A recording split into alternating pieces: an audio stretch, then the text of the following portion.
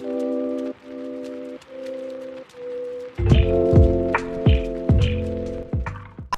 friends, so happy to be back. Today's video is about crystallizing thought forms. What are thought forms? What does crystallization mean?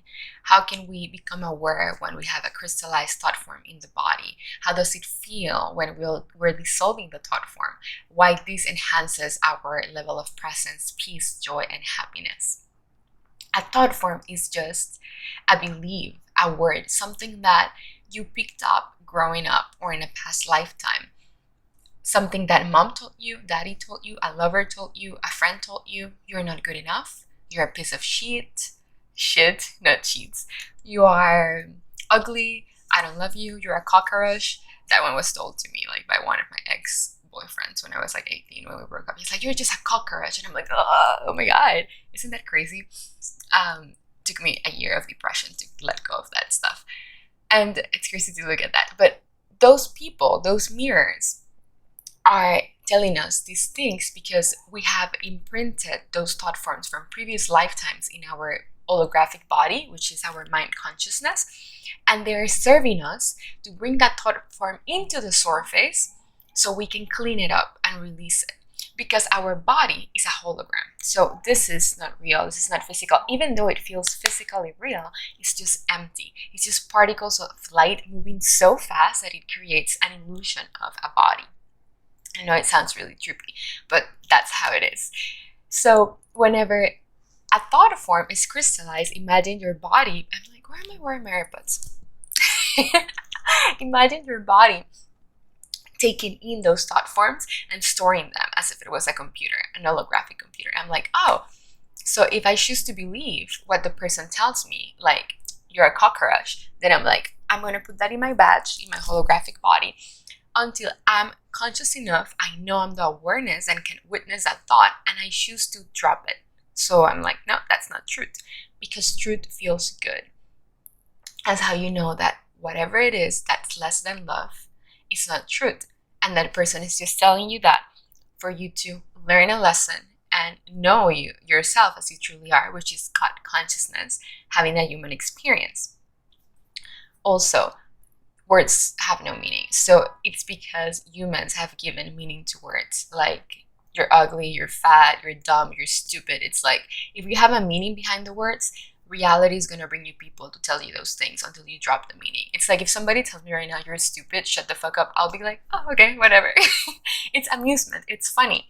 If somebody tells me I'm pretty and they love my content and thank you so much, you're amazing, I'll be like, okay, whatever, like, cool. Every word, it's just neutral. If you get super inflated by praise, then you are so vulnerable to get offended when somebody is like, I don't like your shit, you're full of shit, like, and then you get offended.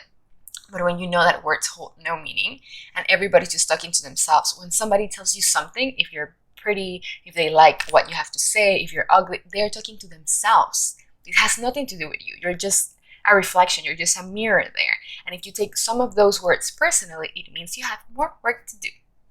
So those are thought forms. Some people call them dark entities, some people call them demons, but it's all you. There are no dark entities, there are no demons. That's not real. It's all illusion.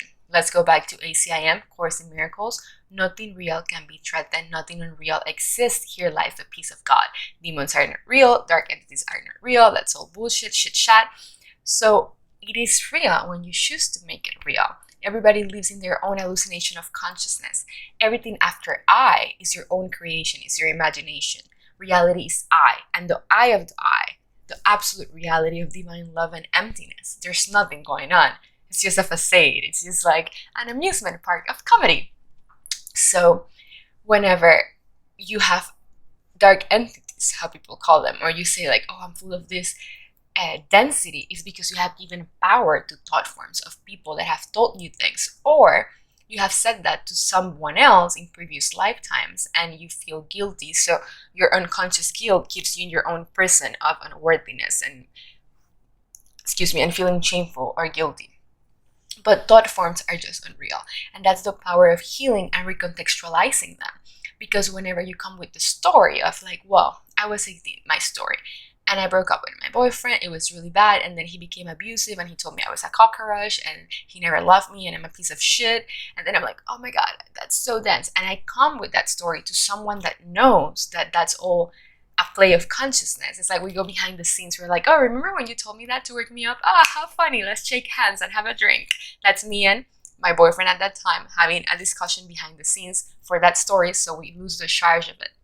When you talk about these things with someone that has that awareness, then you can see the unreality of it. You can recontextualize it into, okay, is it mean something about me? What am I making this mean about myself? What am I taking this personally? Am I giving the power of authority to someone else to tell me to believe something about myself, or do I know myself? Usually, we get scared about the emptiness of the holographic, bodily, physical expression of us, that we want to feel it with content. We're like, who are we? Let's just create ourselves, because we're empty. In the middle, there's like a hollow. There's like no self. The self is just a persona, a character that we have created since we grew up, picking up beliefs and ideas and programs from society. But when we deprogram ourselves, there's nothing inside. It's just emptiness. And it can be scary to some people. For me, it sounds delicious. It's like, yes, I'm empty. There's nothing inside. And then I can choose how I want to dress my character. Well, I was at the gym before. That's why I'm like this. But how I want to dress my character. What do I want to say? What's my intention? What do I want to share with the world? I can choose because I'm empty. There's nothing. And being empty is not, it's not like, oh, you're empty inside and then it's sad. No, it's like, if you're empty, so no words can hit you. You're the hologram and somebody tells you, you stupid motherfucker. And then the word comes and it's like, it doesn't hurt you. It's not like, oh, like if that happens, then there's work to do, as I said. If it just passes through you, you're like, oh, fun. It's empty. There's no charge. That's why nobody can ever abuse you. And nobody really abused you. You just projected them in your reality to tell you something so you can heal. So that's recontextualization. Sometimes it has to be a longer process called transmutation, and that's the feminine approach of healing, that you cannot recontextualize the energy right away because the charge is too big. Who knows how many beliefs and stories we have put onto one story. When I was depressed for a year in that relationship, I had created so many stories about him telling me I was a cockroach. It was like, you're a cockroach, and then it was like, you're unworthy, nobody's gonna ever love you, no boyfriend's gonna be with you, every guy is just gonna fuck you and leave you. Like, he told me so many things. And I was traumatized. I was like 18, and I was like, my first boyfriend, my first like making love experience, my first orgasm, it's like, oh, it's like, what? Like, depression. It's so funny now. And then for a year I was like, you know what, I'm a piece of shit, nobody's gonna, and I created that experience, and then I was attracting guys that were gonna fulfill that prophecy that year because I chose to give him that power. So in that moment, I needed to heal through transmutation. So I cried it out. I looked for someone to hold space for me. I shared everything I had. It's just like letting it go through my body, and then I was ready to recontextualize. So it's completely fine. That's an example, but it can be anything. It can be your boss telling you that your work is shit, or it can be, it's usually something that's quote unquote negative. It can be your parents always telling you that you were worthless, or not giving you enough attention, or leaving you alone in the house, and then you have abandonment. So it can be anything. So sometimes those experiences, even though you know that it is just a projection of your consciousness, sometimes the energy is held, I'm like trying to find the words, in the emotional body. So you need to cry it out. You need to release it. You need to scream. You need to shout. And that's fine if you feel like you're there in a place where you need to release the sensation before being able to see it, how it truly is, having clear vision. When we have the context of situations, we can never feel victims or call ourselves, I thought the mic just dropped, call ourselves victims of a situation that we created. But we need to acknowledge the part of ourselves, may it be the 18-year-old, the girl that, my little 18-year-old that had that experience. May it be your 5-year-old when your parents decide to not pay attention to you and abandon you, or were too hard on you, which you place them there for that. But you need to let that part of you heal through crying, through screaming, through anything, through giving that part of yourself love, and then see it clearly. Because if you just do the transmutation, but you do not recontextualize the experience into seeing it with the eyes of truth, then you will be in that endless cycle of shadow work and shadow work and shadow work, and you never get out of the situation. So there's space for integration through feeling the emotions. Hold space for yourself, or allow someone that you trust and has done the work to hold that space for you.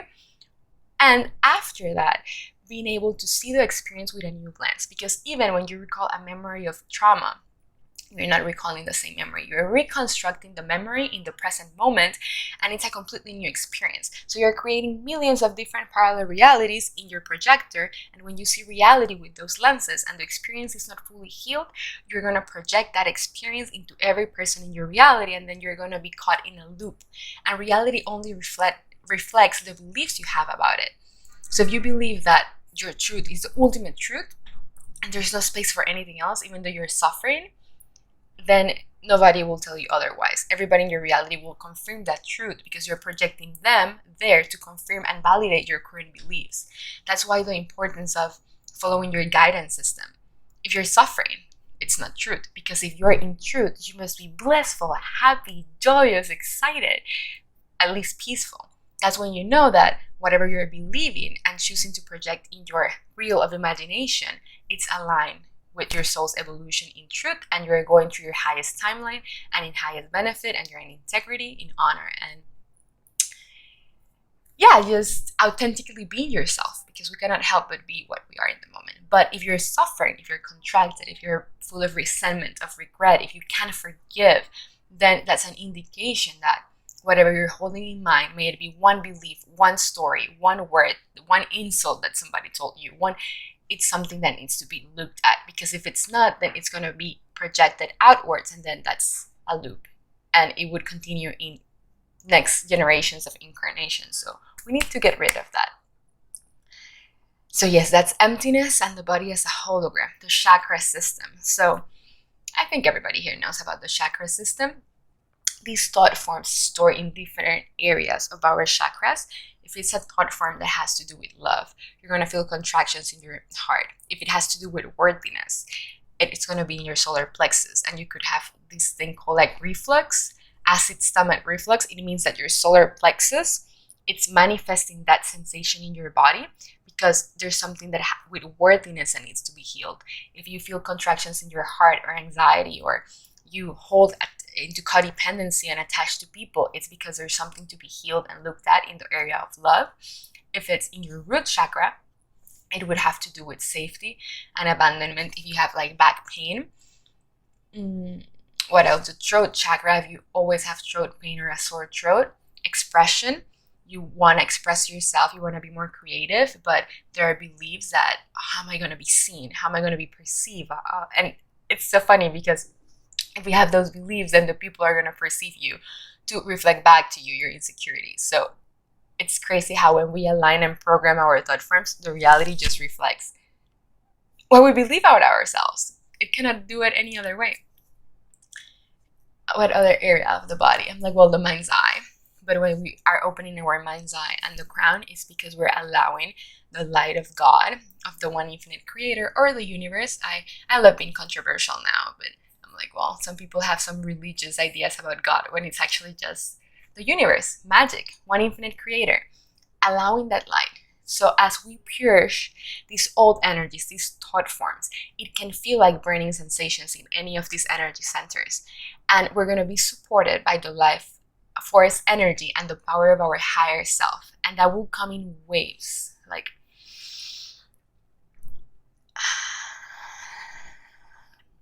you'll feel it like that.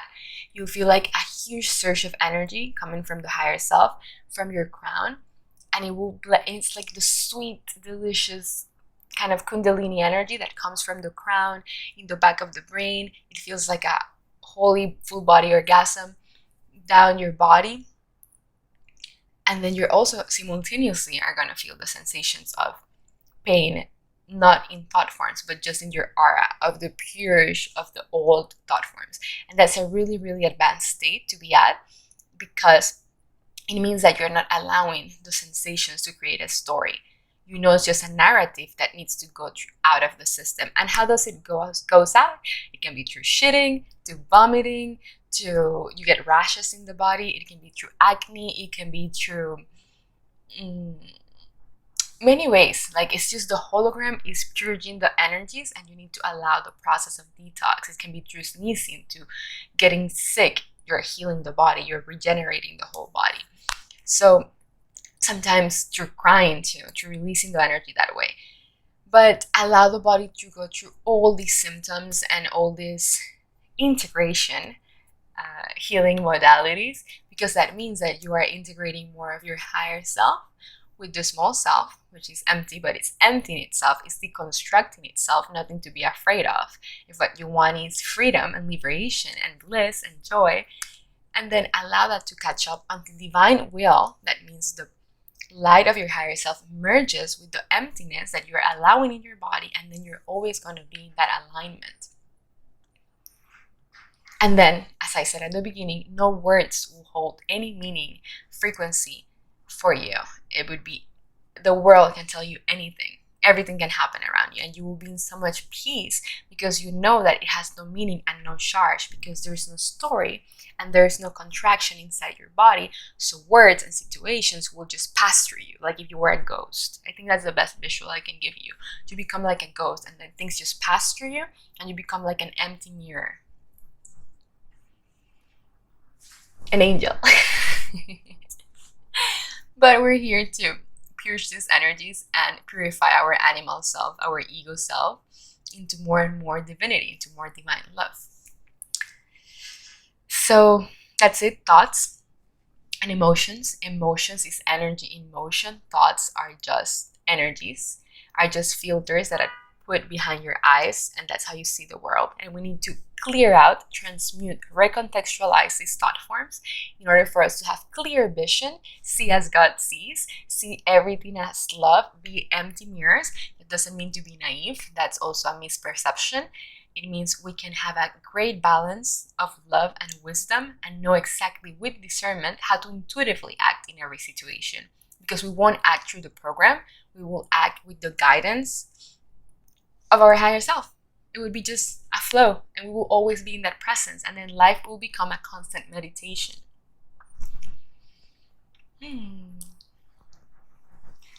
Yeah, it was a bit long, 17 minutes, but that's fine. If you like this video, give me a like, let me know in the comments what you think. If you didn't like it, if you hate it, write me the long paragraphs. Use the space however you want. I don't care. It's empty anyways. If you love it, share the love, because it will enhance you. That means you're loving yourself, because you're talking to yourself. And if you feel called to have a session with me and to clear out these thought forms, these energies, these frequencies, and you need more support, somebody to hold space for you or to recontextualize the thought forms with you, I'm available for that. I love it. And I'll be so thrilled to see you. So see you in the next video. So much love.